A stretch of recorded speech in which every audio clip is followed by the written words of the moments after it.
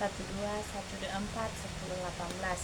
Nah, video ini bertujuan untuk menyelesaikan UAS budaya sungai yang diampu oleh Mbak Dwi Juniarti. Baik, di sini saya akan menjelaskan soal nomor 1, yaitu beralihnya aktivitas sungai ke darat. Nah, di sini saya menggunakan teori modernisasi. Modernisasi dituntut efisiensi ketika jalur dari kota berkembang. Masyarakat secara alami lebih memilih jalan raya karena lebih cepat daripada sungai. Dampaknya secara sosial, hubungan warga yang dulunya erat karena sering berinteraksi dari dermaga, kini menjadi lebih individualis. Secara budaya, tata ruang juga berubah.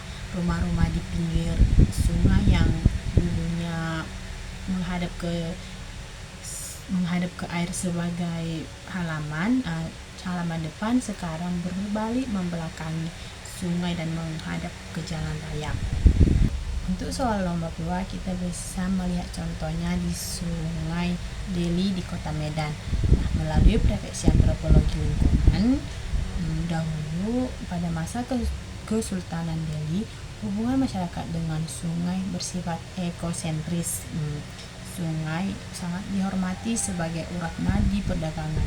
Namun kini hubungannya berubah menjadi antropocentris karena masyarakat sudah memiliki akses air bersih PDAM dan jalur darat. Ketergantungan mereka pada sungai hilang.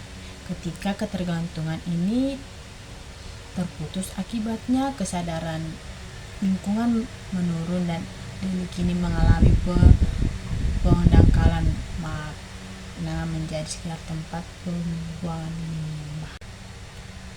Untuk soal nomor 3, apakah budaya sungai masih bertahan? Dari perspektif antropologi budaya itu dinamis dan selalu bermutasi. Di Sungai Deli, budaya sungai lama seperti transportasi air memang sudah punah. Namun budaya ini tidak punah, melainkan mengalami adaptasi fungsi. Saat ini budaya sungai dihidupkan kembali, bukan untuk kebutuhan bertahan hidup sehari-hari, melainkan dikemas ulang dalam bentuk festival budaya, wisata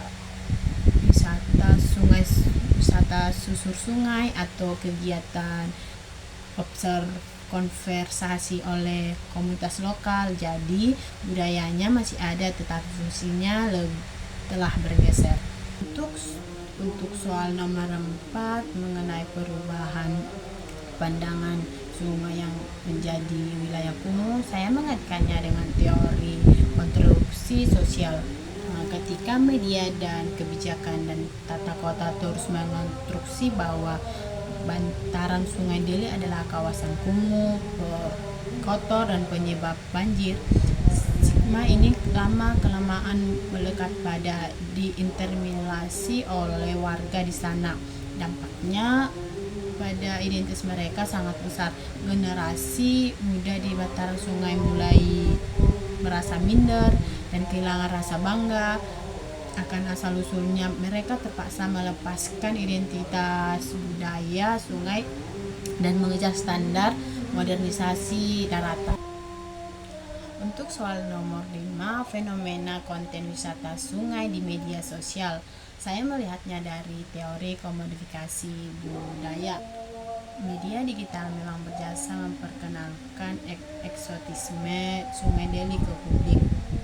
Namun ada dampak negatif, di mana kehidupan nyatanya masyarakat bantaran sungai mengalami komodifikasi.